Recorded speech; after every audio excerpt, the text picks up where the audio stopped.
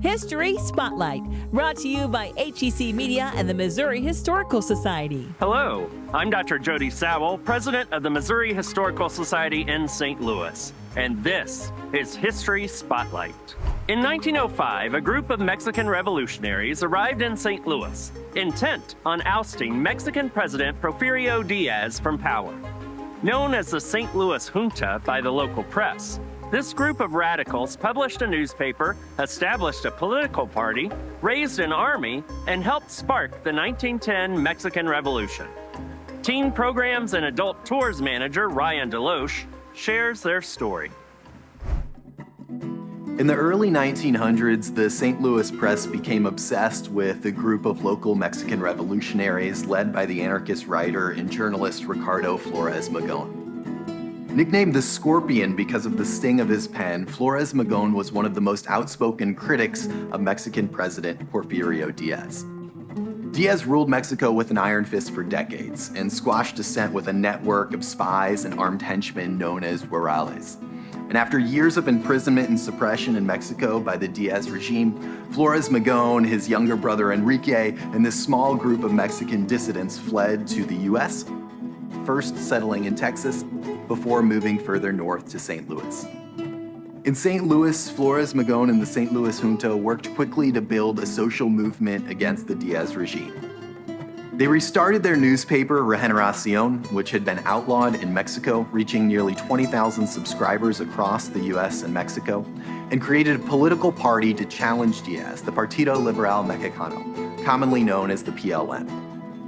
Within 2 weeks of its founding, the PLM's office in St. Louis was raided, and Flores Magón and the other leaders of the PLM were arrested. After being released on bail, they jumped bond, fled St. Louis, and began to live life on the run.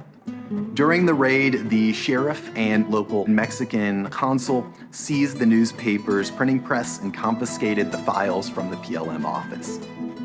Reading through the files, it became clear that the PLM wasn't just a political party. It was a revolutionary force intent on overthrowing the Mexican government.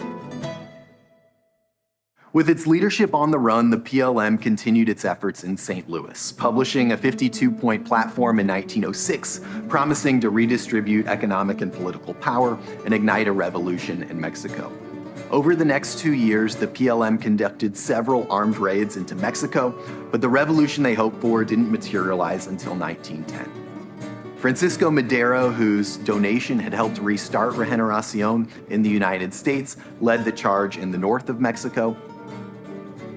Longtime Regeneración subscriber Emiliano Zapata led the fighting in the south, carrying flags with Regeneración's motto, Tierra y Libertad, or Land and Liberty, into battle. Together, they helped oust Diaz from power, and in 1917, Mexico adopted a new constitution, which was inspired by many of the ideas laid out in the PLM platform.